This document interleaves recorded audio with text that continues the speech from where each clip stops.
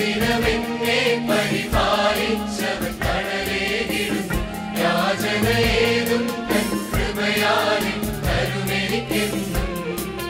വേറൊരുവരുമെനിക്ക് അനുദിനമെന്നെ പരിപാലിച്ചവൻ തണലേകിടുന്നു. യാചനയേതും തൻ കൃപയാലെ തരുമെനിക്കെന്നും. മായം ചേരാതെ നിൻ തിരുവചനം പാഠം ചെയ്യുവാൻ വാഞ്ചിക്കുന്നു. മായം ചേരാതെ നിൻ തിരുവചനം പാഠം ചെയ്യുവാൻ വാഞ്ചിക്കുന്നു. കനിവിൻ കടലേ എന്നോടൻപാൻ പരിശുദ്ധാത്മാവേ നീ പകരുകയധികം. കനിവിൻ കടലേ എന്നോടൻപാൻ പരിശുദ്ധാത്മാവേ നീ പകരുകയധികം. പ്രിയനൊരുവനുണ്ടെനിക്ക് അനുദിനമെന്നെ പരിപാലിച്ചവൻ തണലേകിടുന്നു. യാചനയേതും കൃപയാലെ തരുമെനിക്കെന്നും. So what a privilege it is, friends, to gather with you all in this great Marmon convention that is known worldwide. ലോകം എമ്പാടും വിസ്തൃതമായ അറിയപ്പെടുന്ന ഈ മാരാമൺ കൺവെൻഷനിൽ നിങ്ങളോടൊപ്പം വചനം പങ്കിടുന്നത് എത്ര വലിയ ഒരു പദവിയാണ്. And I thought as we start this convention, I want to speak of 3 crucial things in life for all of us. ഈ കൺവെൻഷൻ്റെ ഞാൻ പ്രസംഗിക്കുന്ന ആദ്യ യോഗത്തിൽ ജീവിതത്തിലെ നിർണായകമായ മർമ്മപ്രധാനമായ 3 കാര്യങ്ങളെക്കുറിച്ച് ഇന്ന് പങ്കിടണം എന്ന് ഞാൻ ആഗ്രഹിക്കുന്നു. And this is taken from 2 Timothy chapter 4 verses 6 to 8. 2 Timotheos 4-ാം അധ്യായം 6 മുതൽ 8 വരെയുള്ള വാക്യങ്ങളാണ് കുറിവാക്യം. And let me read first in English. ഇംഗ്ലീഷിൽ വായിക്കും. For I'm already been poured out like a drink offering, and the time has come for my departure. I have fought the good fight, I have finished a race, I have kept the faith. Now there is in store for me the crown of righteousness, which the Lord, the righteous judge, will award to me on that day, and not only to me, but also to all who have longed for his appearing. ഞാനോ ഇപ്പോൾ തന്നെ പാനീയ യാഗമായി ഒഴിക്കപ്പെടുന്നു. എൻ്റെ നിര്യാണകാലവും അടുത്തിരിക്കുന്നു. ഞാൻ നല്ല പോർ പൊരുതു, ഓട്ടം തികച്ചു, വിശ്വാസം കാത്തു. ഇനി നീതിയുടെ കിരീടം എനിക്കായി വച്ചിരിക്കുന്നു. അത് നീതിയുള്ള ന്യായാധിപതിയായ കർത്താവ് ആ ദിവസത്തിൽ എനിക്ക് നൽകും. എനിക്ക് മാത്രമല്ല, അവൻ്റെ പ്രത്യക്ഷതയിൽ പ്രിയം വെച്ച ഏവർക്കും കൂടെ. Lord, we ask that you who have inspired your word, take it and speak to each one of us. കർത്താവെ, ഈ വചനം അവിടുന്ന് എടുത്ത് ഞങ്ങൾക്ക് അനുഗ്രഹിച്ച് ഞങ്ങൾക്ക് കർത്താവെ പ്രചോദനമായി തീരത്തക്കവണ്ണം അവിടുന്ന് പങ്കുവച്ചു തരണമേ. And join in response to you. കർത്താവെ, നിന്നോടുള്ള പ്രതികരണം ഇന്നുണ്ടാവാൻ സഹായിക്കണമേ. In Jesus' wonderful name. യേശുവിൻ്റെ അതിശയ നാമത്തിൽ തന്നെ. Amen. Amen. I like being a pastor. ഞാനൊരു അച്ഛനാണ്. I get to meet some of the nicest people in the whole world, like all of you this afternoon. നിങ്ങളെല്ലാവരെയും ഇവിടെ ഇരിക്കുന്നത് ഏറ്റവും നല്ലവരായ ആളുകളെയാണ് ഞാനിപ്പോൾ കണ്ടുകൊണ്ടിരിക്കുന്നത്. But what a joy it is, friends, to interact like this together and to learn from God's word for all of us this afternoon. നമ്മളെല്ലാവരും കൂടെ ഈ സായാഹ്ന കാലത്ത് ദൈവത്തിൻ്റെ വചനം പങ്കിടാൻ, പരസ്പരം ആശയവിനിമയം ചെയ്യുവാൻ ലഭിക്കുന്ന ഈ സന്ദർഭം എത്രയോ മഹത്തരമായ ഒരു സന്ദർഭമാണ്. Now you and I know, friends, 2 Timothy is the last letter written by Apostle Paul in prison. അപ്പോസ്തലനായ പൗലോസ് തടവിൽ കിടന്നുകൊണ്ട് എഴുതിയ അവസാനത്തെ ലേഖനമാണ് തീമോത്തിയോസിനുള്ള 2-ാം ലേഖനം എന്ന് നമുക്കറിയാം. And we all know, friends, last words from a dying man, they are very important words. മരണാസന്നനായ ഒരു മനുഷ്യന്റെ അവസാന വാക്കുകൾ തീർച്ചയായും വളരെ പ്രാധാന്യമുള്ളതായിരിക്കുമെന്ന് നമുക്ക് എല്ലാവർക്കും അറിയാം. So Paul says 3 things about life for us this evening, friends. പൗലോസ് അപ്പോസ്തലൻ തീമോത്തിയോസിനോട് 3 കാര്യങ്ങൾ ജീവിതത്തെക്കുറിച്ച് പറയുന്നതാണ് ഈ സന്ധ്യയിൽ നമ്മൾ ധ്യാനിക്കുന്നത്. Firstly, Paul says to us here in verse 7, chapter 4, that life is a fight. 4-ാം അധ്യായത്തിൻ്റെ 7-ാം വാക്യത്തിൽ 2 തീമോത്തിയോസ് 4:7 ഞാൻ നല്ല പോർ പൊരുതു, ജീവിതം ഒരു പോരാട്ടമാണ് എന്നാണ് പൗലോസ് പറയുന്നത്. Because here in verse 7 Paul says, I fought a good fight. പൗലോസ് അപ്പോസ്തലൻ പറയുന്നു, ഞാൻ നല്ല പോർ പൊരുതു. And it is very important, friends, right, according to Paul, we must be involved in a good fight and not a bad one or even a wrong one. എൻ്റെ പ്രിയ സ്നേഹിതരെ, നമ്മളെല്ലാവരും പൗലോസ് അപ്പോസ്തലനോട് ചേർന്ന് ജീവിതത്തിൽ നല്ല പോരാട്ടം കഴിക്കേണ്ടവരാണ്.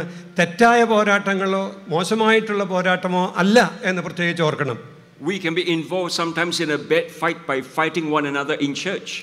ഒരു പക്ഷേ പള്ളിക്കകത്ത് തമ്മിൽ പോരാടുന്ന കാര്യങ്ങൾ ഒരു പക്ഷേ ഉണ്ടായിരിക്കാം. And also fighting a wrong one, sometimes in fighting our family members. ഒരു പക്ഷേ നമ്മളോട് എതിരായിട്ട് സംസാരിക്കുന്ന ആളുകളോട് നമ്മൾ പോരാടുന്ന സാഹചര്യങ്ങളുണ്ടാവാം. Some people sadly are willing to fight their parents to the grave. മാതാപിതാക്കളോട് വഴക്കുണ്ടാക്കുന്ന പോരാടുന്ന ചില ആളുകളുണ്ടാവാം. So sadly some parents carry these hurts, wounds and pains to the grave without having it resolved. തൻ്റെ മക്കളോടുള്ള ഈ പ്രശ്നം പരിഹരിക്കപ്പെടാതെ ദുഃഖഭരിതമായ ഹൃദയത്തോടുകൂടെ മരിച്ച് ശവക്കുഴിയിലേക്ക് പോകുന്ന മാതാപിതാക്കളുണ്ടാവാം. I believe, friends, those are bad fight and wrong fight we're involved in. എൻ്റെ പ്രിയപ്പെട്ട സ്നേഹിതരെ, അവ തെറ്റായ പോരാട്ടങ്ങളാണ്. ഒരിക്കലും അങ്ങനെയുള്ള പോരാട്ടങ്ങൾ പാടില്ല എന്ന് ഞാൻ പറയാൻ താല്പര്യപ്പെടുന്നു.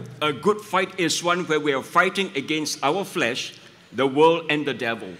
ഏറ്റവും നല്ല പോരാട്ടം എന്ന് പറയുന്നത് ലോകത്തിനും ജഡത്തിനും പിശാചിനും എതിരെയുള്ള പോരാട്ടമാണ്. നമ്മുടെ തന്നെ ജഡീക സ്വഭാവങ്ങളോടുള്ള പോരാട്ടമാണ്. So friends, you and I must focus on a right fight and a good fight. അതുകൊണ്ട് പ്രിയപ്പെട്ടവരെ, നമ്മൾ ഇന്ന് ശ്രദ്ധിക്കേണ്ടത് നമ്മുടെ പോരാട്ടം നല്ലതാണോ മോശമാണോ എന്നുള്ളതിനെക്കുറിച്ച് തന്നെയാണ്. So that at the end of it all, we know it has been a good one. ജീവിതത്തിൻ്റെ അവസാനത്തിൽ അത് നല്ലതായിരുന്നു എന്ന് പറയാൻ സാധിക്കുന്ന ഒരു കാര്യം ഉണ്ടാവേണ്ടതുണ്ട് എന്ന് നാം അറിയുന്നു. Not only, friends, Paul tells us life is a fight. ജീവിതം ഒരു പോരാട്ടമാണ് എന്ന് മാത്രമല്ല പൗലോസ് പറയുന്നത്. Secondly, Paul tells us life is about finishing. ജീവിതം എന്നത് പോരാടുക എന്ന് മാത്രമല്ല, ആ പോരാട്ടം പൂർണ്ണമാക്കുക എന്നുള്ളതാണ് ഈ ജീവിതത്തെക്കുറിച്ചുള്ള ഒരു രണ്ടാമത്തെ ചിന്ത പൗലോസ് പറയുന്നത്. Because the same verse 7 there, Paul says, I have fought the good fight, I have finished the race. അദ്ദേഹം പറയുന്നത്, ഞാൻ നല്ല പോർ പൊരുതു, ഓട്ടം തികച്ചു എന്നാണ്.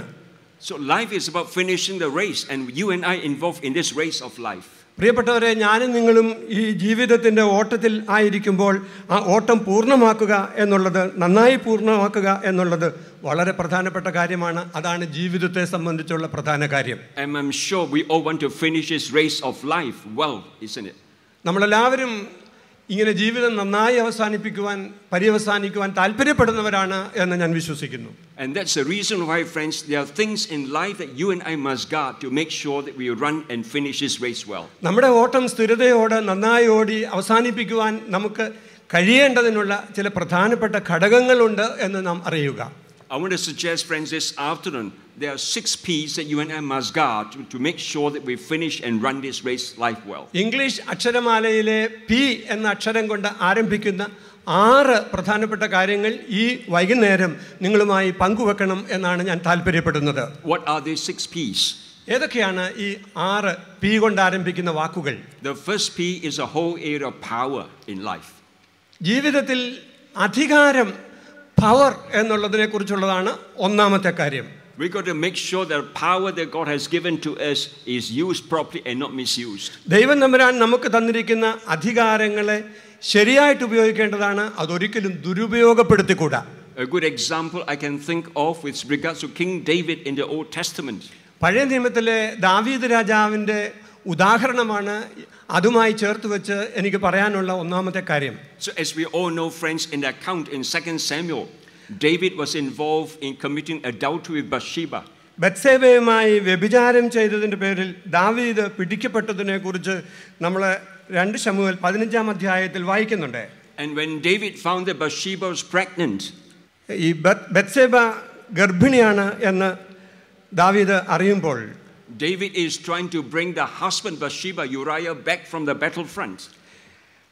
ദാവീദ് ബത്സേബയുടെ ഭർത്താവായ ഊരിയാവിനെ യുദ്ധക്കളത്തിൽ നിന്ന് തിരികെ വിളിക്കുന്നതായി നാം വായിക്കുന്നു. And David wanted Uriah to sleep with his wife after he came back from the battlefront. യുദ്ധരംഗത്ത് നിന്ന് വന്ന ഊരിയാവിനോട് ഭാര്യയുടെ അടുത്ത് അദ്ദേഹം വീട്ടിലേക്ക് പോയി ഉറങ്ങുവാൻ അദ്ദേഹം ആവശ്യപ്പെടുന്നു. The purpose is so that he would cover up that adulterous relationship with Bathsheba. ഊരിയാവിനെ തൻ്റെ വീട്ടിൽ ഉറങ്ങാൻ വിടുന്നതിൻ്റെ കാരണം ബത്സേബയുമായിട്ടുള്ള തൻ്റെ അവിഹിത ബന്ധം മറച്ചുവെക്കാൻ വേണ്ടിയാണ് എന്നുള്ളതിന് സംശയമില്ല. But when Uriah came back that night, like a good, wonderful Indian soldier, he refused to sleep with his wife. എന്നാൽ യുദ്ധക്കളത്തിൽ നിന്ന് വന്ന ഊരിയാവ് നല്ലൊരു ഇന്ത്യൻ സൈനികനെ പോലെ യുദ്ധക്കളം വിട്ട് വീട്ടിൽ പോയി ഉറങ്ങുവാൻ താല്പര്യപ്പെട്ടില്ല. Next morning, David was really very furious. പിറ്റേ ദിവസം രാവിലെ ദാവീദ് വളരെ കോപാക്രാന്തനായിട്ടാണ് എഴുന്നേറ്റത്. Got him drunk, and hopefully the second night he would sleep with the wife. അവനെ ലഹരി പിടിപ്പിച്ചു എന്ന് നമ്മൾ വായിക്കുന്നുണ്ട്. കാരണം ഈ ദിവസമെങ്കിലും അവൻ വീട്ടിൽ പോയി ഉറങ്ങും എന്ന് ദാവീദ് വിചാരിച്ചു. That even then, as a great soldier, he refused to sleep with the wife. എന്നാൽ ഒരു മഹാനായ ഒരു പട്ടാളക്കാരൻ എന്നുള്ള നിലയിൽ അദ്ദേഹം അതിന് വിസമ്മതിക്കുകയാണ് ഊരിയാവ് ചെയ്തത്. And so the next morning, friends, David began to scheme and plan for Uriah to be killed. അതുകൊണ്ട് പിറ്റേ ദിവസം രാവിലെ ദാവീദ് ഒരു പദ്ധതി തയ്യാറാക്കുകയാണ്. ആ പദ്ധതി തയ്യാറാക്കി അദ്ദേഹം അതനുസരിച്ച് പ്രവർത്തിച്ചു. And this, friends, is the note that the next morning David schemed like this. അടുത്ത രാവിലെ ഊരിയാവിൻ്റെ കയ്യിൽ കൊടുത്ത ഒരു എഴുത്ത് ഇതാണ്. 2 Samuel chapter 11 verses 14 and 15. 2 ശമൂവേൽ 11-ാം അധ്യായം 14-15 വാക്യങ്ങൾ. In the morning, David wrote a letter to Joab and sent it Uriah. In it he wrote, "Put Uriah in a front line where the fighting is fiercest. Then withdraw from him so that he will be struck down and die." രാവിലെ ദാവീദ് യോവാബിന് ഒരു എഴുത്ത് എഴുതി ഊരിയാവിൻ്റെ കയ്യിൽ കൊടുത്തയച്ചു. എഴുത്തിൽ പട കഠിനമായിരിക്കുന്നിടത്ത് ഊരിയാവെ മുന്നണിയിൽ നിർത്തി അവൻ വെട്ടുകൊണ്ട് മരിക്കത്തക്കവണ്ണം അവനെ വിട്ട് പിന്മാറുവീൻ എന്ന് എഴുതിയിരുന്നു. Friends, poor Uriah carrying a note to the front line, to the commander-in-chief, without realizing the note is about his own death sentence. തൻ്റെ സ്വന്തം മരണവിധി കുറിച്ച കുറിപ്പാണ് തൻ്റെ കയ്യിൽ ഉള്ളതെന്ന് അറിയാതെ ഈ ഊരിയാവ് തൻ്റെ സൈന്യാധിപൻ്റെ അടുത്തേക്ക് ചെല്ലുകയാണ്. So Uriah did not know the content of the note. ഊരിയാവിന് ഈ എഴുതിയ എഴുത്തിൻ്റെ ഉള്ളടക്കം എന്തായിരുന്നുവെന്ന് അറിയില്ലായിരുന്നു. Joab, the commander-in-chief, has no idea why he must put Uriah at the front line, having struck down dead. സൈന്യാധിപനായ യോവാബിന് എന്തിനാണ് ഈ ഊരിയാവിനെ പടമുറുകുന്നിടത്ത് നിർത്തേണ്ടത് എന്നുള്ള കാര്യവും അറിഞ്ഞുകൂടായിരുന്നു. Bathsheba herself have no idea what David has planned. എന്താണ് ദാവീദ് തൻ്റെ ഭർത്താവിൻ്റെ നേരെ ചെയ്യുവാൻ ആഗ്രഹിക്കുന്നത് എന്ന് ബത്ശേബയ്ക്കും അറിഞ്ഞുകൂടായിരുന്നു. Even prophet Samuel did not know. പ്രവാചകനായ ശമൂവേലിന് പോലും അതറിയില്ലായിരുന്നു. The only person who knew it all is King David himself. ഈ ഒരു കാര്യം അറിഞ്ഞത് ദാവീദ് രാജാവ് മാത്രമാണ്. And yet, friends, surprisingly, this is recorded by Samuel here in 2 Samuel chapter 11. എന്നാൽ പ്രിയപ്പെട്ടവരെ, അത്ഭുതകരമായ തരത്തിൽ ഇവിടെ 2 ശമൂവേൽ 11-ാം അധ്യായത്തിൽ ഈ സംഭവം വിവരിച്ചിരിക്കുകയാണ്. So friends, this is a reminder to us that sometimes when you try to cover up things under the carpet, God himself knows and will make sure that sometimes these are recorded. എൻ്റെ പ്രിയപ്പെട്ടവരെ, നമ്മൾ അറിയേണ്ട ഒരു കാര്യം, ചില കാര്യങ്ങൾ നമ്മൾ മറച്ചു വെക്കാൻ എത്ര ശ്രമിച്ചാലും ദൈവം അത് അറിയുന്നുണ്ട്, ദൈവം അത് രേഖപ്പെടുത്തുന്നുണ്ട് എന്ന് നാം തിരിച്ചറിയേണ്ടത് വളരെ പ്രധാനപ്പെട്ട കാര്യമാണ്. So what a set misuse of power on David's part as king.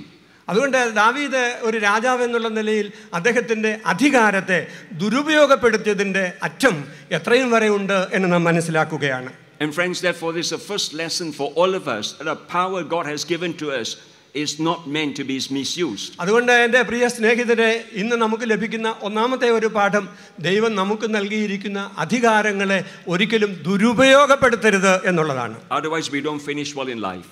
അല്ലെങ്കിൽ നമ്മൾ ദുരുപയോഗപ്പെടുത്തിയാൽ നമുക്കൊരിക്കലും നമ്മുടെ ഓട്ടം നന്നായി തികയ്ക്കുവാൻ കഴിയുകയില്ല. A second P is the whole area of position that God has given to us in life. ദൈവം നമ്മുടെ ജീവിതത്തിൽ നൽകിയിരിക്കുന്ന പദവികൾ എന്നുള്ളതാണ് രണ്ടാമത്തെ പ്രധാനപ്പെട്ട മേഖല. That the position that God has given to us is meant to serve people but not to thumb down people. ദൈവം നമുക്ക് നൽകിയിരിക്കുന്ന എല്ലാ പദവികളും ജനങ്ങളെ ശുശ്രൂഷിക്കുന്നതിന് വേണ്ടിയാണ്, അവരെ തകർക്കുന്നതിന് വേണ്ടിയല്ല. And here is a record for us in 2 Kings chapter 12 about King Rehoboam. രാജാക്കന്മാർ 12-ാം അധ്യായത്തിൽ രഹോബെയാമിനെ കുറിച്ച് വായിക്കുന്നുണ്ട്. Rehoboam രാജാക്കന്മാർ 12-ാം അധ്യായം. Rehoboam had just become king, succeeding the father Solomon. ശലോമോനെ തുടർന്ന് രഹോബെയാം രാജാവായി എന്ന് നാം വായിക്കുന്നു. And the people of Israel came to this young king and said, "Would you treat us better than your father?" നിന്റെ പിതാവ് ഞങ്ങളോട് ചെയ്തതിനേക്കാൾ കുറച്ചുകൂടെ നന്നായി നീ ഞങ്ങളോട് പെരുമാറുമോ എന്ന് അവിടെയുള്ള ജനങ്ങൾ വന്ന് രെഹബെയാമിനോട് ചോദിക്കുന്നുണ്ട്. Sadly, in the latter reign of King Solomon, he became harsh and cruel. നമുക്കറിയാവുന്നതുപോലെ ശലോമോൻ രാജാവിൻ്റെ ഭരണത്തിൻ്റെ ഉത്തരാർദ്ധത്തിൽ പിൽക്കാലത്ത് അദ്ദേഹം വളരെ സ്വജാധിപതിയാവുകയും ജനങ്ങളെ ചൂഷണം ചെയ്യുന്ന തരത്തിലേക്ക് അധപ്പതിക്കുകയും ചെയ്തിരുന്നു. So the whole nation of Israel came before King Rehoboam and said, "Would you treat us better compared to your father?" അതുകൊണ്ടാണ് ഇസ്രായേലിലെ ജനം മുഴുവനും രെഹബെയാമിൻ്റെ അടുത്ത് വന്ന് നിന്റെ പിതാവ് ഞങ്ങളോട് പെരുമാറിയതിനേക്കാൾ കുറച്ചുകൂടെ നന്നായി ഞങ്ങളോട് നീ പെരുമാറുമോ ഭരിക്കുമോ എന്ന് ചോദിച്ചത്. So King Rehoboam said, "You go away. Let me think about it. Give me 3 days to think about it." രെഹബെയാം പറഞ്ഞു, നിങ്ങൾ ഇപ്പോൾ പോവുക, ഞാൻ 3 ദിവസം അതിനെക്കുറിച്ച് ചിന്തിക്കട്ടെ, അതിനുശേഷം പറയാം. And now this is the record for us in 1 Kings 12 verses 6 and 7. 1 രാജാക്കന്മാർ 12-ാം അധ്യായം 6-7 വാക്യങ്ങളിൽ ഇങ്ങനെ രേഖപ്പെടുത്തിയിരിക്കുന്നു. Then King Rehoboam consulted the elders who had served his father Solomon during his lifetime. രാജാവ് തൻ്റെ അപ്പനായ ശലോമോന്റെ കാലത്ത് അവൻ്റെ സന്നിധിയിൽ നിന്നിരുന്ന വൃദ്ധന്മാരോട് ആലോചിച്ചു. How would you advise me to answer these people? He said. ഈ ജനത്തോട് ഉത്തരം പറയേണ്ടതിന് നിങ്ങൾ എന്ത് ആലോചന പറയുന്നു എന്ന് ചോദിച്ചു. They replied, "If today you will be a servant to these people and serve them and give them a favorable answer, they will always be your servants." അതിനാ അവർ അവനോട്, നീ ഇന്ന് ഈ ജനത്തിന് വഴിപ്പെട്ട് അവരെ സേവിച്ച് അവരോട് നല്ല വാക്ക് പറഞ്ഞാൽ അവർ എന്നും നിനക്ക് ദാസന്മാരായിരിക്കും എന്ന് പറഞ്ഞു. In other words, friends, you know, the advisors of King Solomon told this young king, if you use a position to serve the people, the nation of Israel, the people will serve you as well as king. തൻ്റെ ഈ രാജാവിനോട് പറഞ്ഞു കൊടുത്തത്, നീ നിന്റെ ജനത്തെ സേവിക്കുകയാണ് എങ്കിൽ നീ രാജാവ് എന്നുള്ള നിലയിൽ എന്നും ഈ ജനം നിന്നെ സേവിക്കും എന്നാണ് വൃദ്ധന്മാർ പറഞ്ഞു കൊടുത്തത്. But sadly, instead of listening to the advice of the father's advisors, he went and consulted his own advisors. എന്നാൽ ഈ വൃദ്ധന്മാരോട് ആലോചന ചോദിച്ചത് കേൾക്കാതെ തൻ്റെ സ്വന്തം ഉപദേശകന്മാരുടെ അടുത്ത് ഈ രെഹബെയാം രാജാവ് ആലോചന ചോദിക്കുകയാണ്. And so therefore, if you read a few verses following that, the advisors of Rehoboam said to the king, young king, your father is hard, you should be harder. ഈ യൗവനക്കാരായ ഉപദേശകർ ഉപദേശിച്ചു കൊടുത്തത്, നിന്റെ അപ്പൻ കഠിനനായിരുന്നുവെങ്കിൽ നീ അതിനേക്കാൾ കഠിനനാകണം എന്നാണ്. Your father used to whip, you should use scorpions upon them. നിന്റെ അപ്പൻ നുകമാണ് വെച്ചതെങ്കിൽ നീ അവരെ തേള് കൊണ്ട് പീഡിപ്പിക്കണം എന്നാണ് പറഞ്ഞത്. What happened therefore to the kingdom of Israel? എന്താണ് അതുകൊണ്ട് ഇസ്രായേൽ എന്ന് പറയുന്ന വലിയ രാജ്യത്തിന് സംഭവിച്ച പരിണാമം എന്ന് നാം അറിയുന്നുണ്ട്. The whole kingdom broke out after that. അതിനുശേഷം നമ്മൾ അറിയുന്നത് പോലെ ഇസ്രായേൽ രാജ്യം രണ്ടായി വിഭജിക്കപ്പെട്ടു. In other words, friends, you know, the position that God has given to us is meant to be used to serve people and not to oppress people. ജനങ്ങളെ പീഡിപ്പിക്കാനും അടിച്ചമർത്തുവാനുമല്ല, ജനങ്ങളെ സേവിക്കുവാനായിട്ടാണ് ദൈവം അദ്ദേഹത്തിന് ഒരു പദവി രാജാവ് എന്ന നിലയിൽ നൽകിയിരുന്നത്. And this, friends, should also be a lesson for us in our different responsibilities. നമ്മൾ ഈ വായിച്ച കാര്യം നമ്മുടെ വ്യത്യസ്തങ്ങളായ ഉത്തരവാദിത്വങ്ങളിൽ നമുക്കും ഒരു പാഠമായി തീരേണ്ടതാണ്. Whether it be in our workplace or in our school, college or university. അത് നമ്മുടെ ജോലി സ്ഥലത്താകട്ടെ, നമ്മുടെ സ്കൂളിലാകട്ടെ, നമ്മൾ പഠിക്കുന്ന യൂണിവേഴ്സിറ്റിയിലാകട്ടെ, എവിടെയും അതങ്ങനെയായിരിക്കും. Whether in our home or our neighborhood. നമ്മുടെ വീട്ടിലാകട്ടെ, നമ്മുടെ അയൽവക്കങ്ങളിലാകട്ടെ, അതങ്ങനെയാണ് വേണ്ടത്. Whatever the position that God has given to us is meant to serve people and to bless people. നമുക്ക് ദൈവം തമ്പുരാൻ തന്നിരിക്കുന്ന പദവികളെല്ലാം ജനങ്ങളെ സേവിക്കുവാനും അവരെ അനുഗ്രഹിക്കുവാനും വേണ്ടിയുള്ളതാണ് എന്ന് നാം അറിയുക. It is not to exploit people and to put people down. ആളുകളെ വലിച്ചു താഴെയിടാൻ വേണ്ടി, അവരെ പീഡിപ്പിക്കുവാൻ വേണ്ടി അല്ല അധികാരം, പദവി എന്ന് മനസ്സിലാക്കണം. Because when we abuse a position like this, sadly, as a result, we don't finish well in life. നമുക്ക് തന്നിരിക്കുന്ന പദവികളെ നമ്മൾ ഇതുപോലെ ദുരുപയോഗപ്പെടുത്തിയാൽ നമ്മൾ ഒരിക്കലും നമ്മുടെ ജീവിതത്തിൻ്റെ ഓട്ടം നന്നായി പൂർണ്ണമാക്കുകയില്ല. There's a third P that you and I must guard about finishing well in life. നന്നായി ജീവിതത്തിൻ്റെ ഓട്ടം പൂർണ്ണമാക്കുവാനുള്ള മൂന്നാമത്തെ പി കൊണ്ട് ആരംഭിക്കുന്ന വാക്ക് ഞാൻ പറയട്ടെ. The third P is to do with pride in our life. അത് ജീവിതത്തിലെ അഹങ്കാരം അഥവാ അഹന്ത എന്നുള്ളതാണ്. And we're given a record here in 2 Chronicles chapter 26 and in verse 16 about King Hezekiah. And let me read. But after Uzziah became powerful, his pride led to his downfall. He was unfaithful to the Lord his God and enter the temple of the Lord to burn incense on the altar of incense. എന്നാൽ അവൻ ബലവാനായപ്പോൾ അവൻ്റെ ഹൃദയം അവൻ്റെ നാശത്തിനായിട്ട് നിഗളിച്ചു. അവൻ തൻ്റെ ദൈവമായ യഹോവയോട് കുറ്റം ചെയ്ത് ധൂപപീഠത്തിൻ്റെ മേൽ ധൂപം കാട്ടുവാൻ യഹോവയുടെ ആലയത്തിൽ കടന്നു ചെന്നു. And so, friends, this is what it is when we become powerful. Pride takes over if we're not careful. And as a result, like, for example, King Uzziah, he did not finish well, sadly. ബലവാനായി തീർന്നപ്പോൾ, ശക്തനായി തീർന്നപ്പോൾ ഉസയ രാജാവിന് സംഭവിച്ചതുപോലെയുള്ള ദുര്യോഗം നമുക്കും സംഭവിക്കാനുള്ള സാധ്യതയുണ്ട് എന്ന് നാം തിരിച്ചറിയുക. That's why, friends, when God has blessed us and we begin to do well in life, you and I need to continue to remain humble. ജീവിതം നന്നായി നടത്തുന്നതിന് ദൈവം തമ്പുരാൻ നമ്മളെ അനുഗ്രഹിച്ചിരിക്കുമ്പോൾ നാം ദൈവത്തിൻ്റെ സന്നിധിയിൽ വിനയമുള്ളവരായി തീരേണ്ടത് വളരെ ആവശ്യമാണ്. Amen. Amen. Amen. Okay. A fourth P that you and I must guard is the whole area of purse. നാലാമത്തെ പി കൊണ്ട് ആരംഭിക്കുന്ന വാക്ക് പേഴ്സ് എന്നുള്ളതാണ്, സമ്പത്തിനെ കുറിച്ചാണ്. What do we put in our purse? നമ്മൾ നമ്മുടെ പേഴ്സിൽ എന്താണ് ഇടുന്നത്? Of course, it's money, isn't it? അത് പണമാണ് എന്ന് നമുക്കറിയാം, അല്ലേ? And so that's why, friends, this is what the Word of God has to tell all of us. നമ്മളെക്കുറിച്ച് ദൈവത്തിൻ്റെ വചനം പറയാനുള്ളത് ഇത് സംബന്ധിച്ചുള്ള ഒരു കാര്യമാണ്. 1 Peter chapter 5 and in verse 2. 1 പത്രോസ് 2-ാം അധ്യായത്തിൻ്റെ Peter writes, be shepherds of God's flock. 5-ാം അധ്യായത്തിൻ്റെ 2-ാമത്തെ വാക്യം. Be shepherds of God's flock that is under your care, നിങ്ങളുടെ വിചാരണയിലുള്ള ആട്ടിൻകൂട്ടത്തെ പാലിച്ചുകൊള്ളുക. serving as overseers, not because you must, but because you are willing, as God wants you to be, not greedy for money, but eager to serve. ആട്ടിൻകൂട്ടത്തെ മേയിക്കുന്നത് നിർബന്ധത്താലല്ല, ദൈവത്തിന് ഹിതമാവണ്ണം മനഃപൂർവ്വമായും ദുരാഗ്രഹത്തോടെയല്ല ഉന്മേഷത്തോടെയും ആയിരിക്കണം. And so, friends, here is a reminder to all of us, not being greedy for money. അതുകൊണ്ട് പ്രിയപ്പെട്ടവരെ, നമ്മൾ പണത്തെക്കുറിച്ച് ഒരുപാട് അത്യാഗ്രഹമുള്ളവരാകരുത് എന്ന് ഈ തിരുവചനം നമ്മെ ഓർമ്മിപ്പിക്കുകയാണ്. See, some people, because of the greed for money, get themselves into trouble. നമുക്കറിയാവുന്നതുപോലെ ചില ആളുകൾ വളരെ ദുരാഗ്രഹമുള്ളവരായി തീരുന്നത് കൊണ്ട് ചില ഉരാക്കുടുക്കുകളിൽ വലിയ പ്രശ്നങ്ങളിൽ ചെന്നപ്പെടാറുണ്ട്. They begin to overstretch themselves or at times become dishonest. ചില സന്ദർഭങ്ങളിൽ അവർ തങ്ങളെ തന്നെ വഞ്ചിച്ച് സത്യസന്ധത മറന്ന് പ്രവർത്തിക്കുന്നവരായി തീർന്നേക്കാം. That we no longer become accountable in our handling of monies. അതുകൊണ്ട് അവരുടെ പണത്തിൻ്റെ കാര്യത്തിൽ ഒരിക്കലും വിശ്വസിക്കാൻ കഴിയാത്ത ആളുകളായി മാറിപ്പോവുകയാണ്. When it happens, sadly, that's why sometimes some people don't finish well. അതുകൊണ്ടാണ് പലപ്പോഴും അങ്ങനെയുള്ള ആളുകളെ അറിയുന്നത്, അങ്ങനെയുള്ള ആളുകൾക്ക് നല്ല ഓട്ടം തികയ്ക്കാൻ കഴിയാതെ പോകുന്നത്. I think it is so important for you and I to make sure that every single cent is accounted for. നമുക്ക് ലഭിക്കുന്ന ഓരോ പൈസയും വാസ്തവമായും ദൈവത്തിൻ്റെ സന്നിധിയിൽ കണക്ക് ബോധിപ്പിക്കേണ്ടതാണ് എന്ന് നാം തിരിച്ചറിയേണ്ടതുണ്ട്. And that's why I find there's a wonderful, refreshing verse in Scripture that it is recorded for us like this. നമുക്ക് അതുകൊണ്ട് നമ്മളെ ഊർജം നൽകുന്ന ഒരു വേദവചനം വേദപുസ്തകത്തിലുണ്ട്. In 2 Kings chapter 12 and in verse 15. 2 രാജാക്കന്മാർ 12-ാം അധ്യായത്തിൽ 15-ാം വാക്യത്തിൽ നമ്മൾ അത് വായിക്കുകയാണ്. It says like this.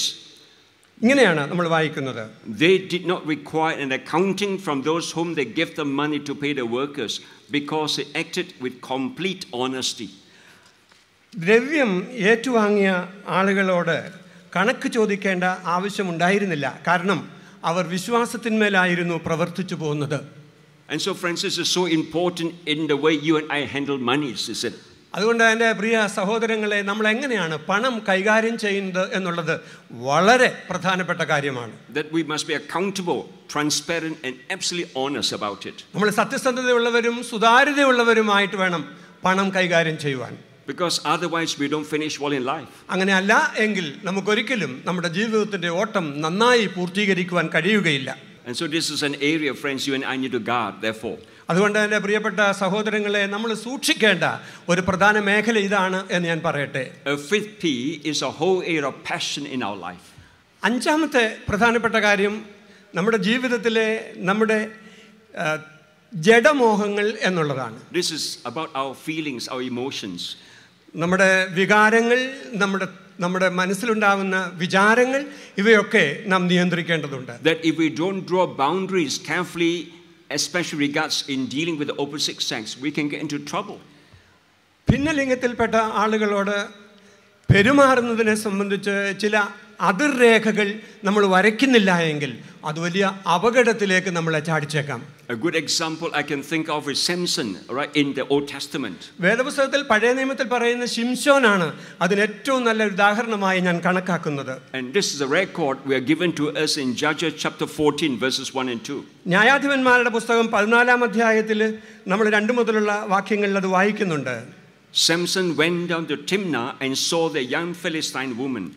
When he returned, he said to his father and mother, I have seen a Philistine woman in Timnah. Now get her for me as my wife. ശിംശോൻ തിമ്നായിലേക്ക് ചെന്ന് ഒരു സൗന്ദര്യമുള്ള സ്ത്രീയെ കണ്ടിട്ട് മാതാപിതാക്കളോട് വന്ന് പറഞ്ഞു, എനിക്ക് അവളെ ഭാര്യയായി നൽകുക എന്ന്. And then also chapter 16 verses 1 and 4. 16-ാം അധ്യായത്തിൻ്റെ 1ഉം 4ഉം വാക്യങ്ങൾ വായിക്കുമ്പോൾ നമുക്ക് മറ്റൊരു കാര്യം കാണാം. One day Samson went down to Gaza where he saw a prostitute. He went in to spend the night with her. Sometime later he fell in love with a woman in a valley of Sorek whose name was Delilah.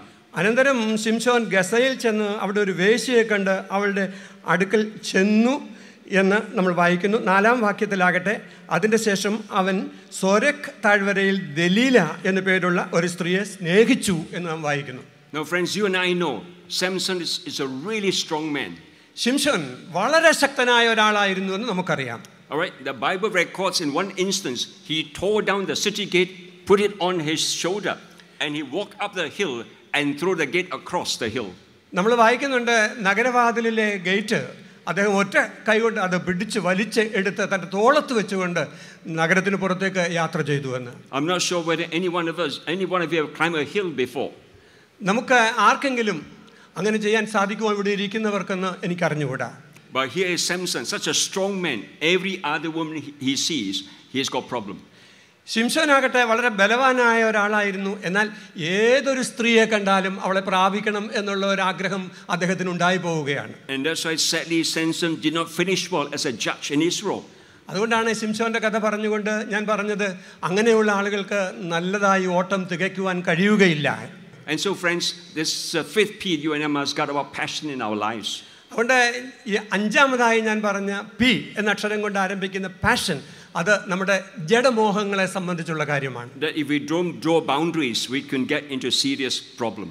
ഒരു അതിർവരമ്പ് നമ്മൾ വരയ്ക്കുന്നില്ല എങ്കിൽ തീർച്ചയായും വളരെ കഠിനമായ ചില പ്രശ്നങ്ങളിലേക്ക് നമ്മൾ ചെന്ന് നിബന്ധിച്ചേക്കാം. Our final P is practices, especially later in our lives.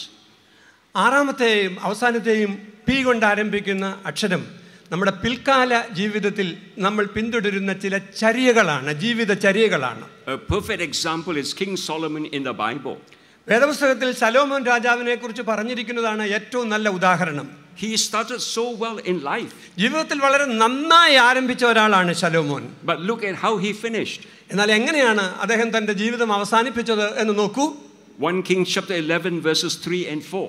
1 രാജാക്കന്മാർ 11-ാം അധ്യായത്തിൻ്റെ 4-ാം വാക്യത്തിൽ നമ്മളത് വായിക്കുന്നുണ്ട്. Imagine the Bible records there 700 wives of royal birth and 300 concubines. 700 ഭാര്യമാരും 300 വെപ്പാട്ടികളും എന്ന് പറയുന്ന ഒരു കാര്യം ഒന്ന് ചിന്തിച്ചു നോക്കിക്കേ. But how could a man who started so well can end so miserably? പ്രിയപ്പെട്ടവരെ, ജീവിതത്തിൽ നന്നായി ആരംഭിച്ച ഒരു മനുഷ്യൻ ഇത്ര മോശമായ ഒരു അന്ത്യം അദ്ദേഹത്തിന് ഉണ്ടായല്ലോ എന്ന് നാം ശലോമോനെ കുറിച്ച് വായിക്കുമ്പോൾ മനസ്സിലാക്കുകയാണ്. So friends, starting well is no guarantee we'll finish well. നന്നായി ആരംഭിച്ചു എന്നുള്ളത് കൊണ്ട് നന്നായി അവസാനിപ്പിക്കണം എന്നുള്ളതിന് ഒരു ഉറപ്പുമില്ല. And therefore the lesson for us is this, friends, we must continue to be watchful and vigilant and prayerful all the way through life. അതുകൊണ്ട് എൻ്റെ പ്രിയപ്പെട്ടവരെ, ജീവിതകാലം മുഴുവനും നമ്മൾ ജാഗ്രതയുള്ളവരും ഉണർവുള്ളവരുമായി നമ്മുടെ ജീവിതത്തിൻ്റെ ചര്യകളെ സൂക്ഷിക്കേണ്ടതുണ്ട് എന്ന് തിരുവചനം പഠിപ്പിക്കുകയാണ്. So Paul tells us, firstly, life is a fight. അതുകൊണ്ട് പൗലോസ് പറയുന്നത് ജീവിതം ഒരു പോരാട്ടമാണ് എന്നുള്ളതാണ്. Secondly, life is about finishing, and we will make sure we finish well in life. രണ്ടാമത് ജീവിതം നന്നായി പൂർത്തിയാക്കുക എന്നുള്ളതാണ് അദ്ദേഹം പറഞ്ഞു തരുന്ന പാഠം. The third thing that Paul tells us, life is about faith and keeping faith all the way to the end. മൂന്നാമതായി പൗലോസ് പറയുന്നു, ജീവിതത്തിൽ വിശ്വാസം ഉണ്ടാവുകയും ആ വിശ്വാസത്തെ സൂക്ഷിക്കുകയും ചെയ്യുക എന്നുള്ളതാണ് ജീവിതം നന്നായി പൂർത്തിയാക്കുവാൻ നമ്മളെ സഹായിക്കുന്ന ഘടകമെന്ന്.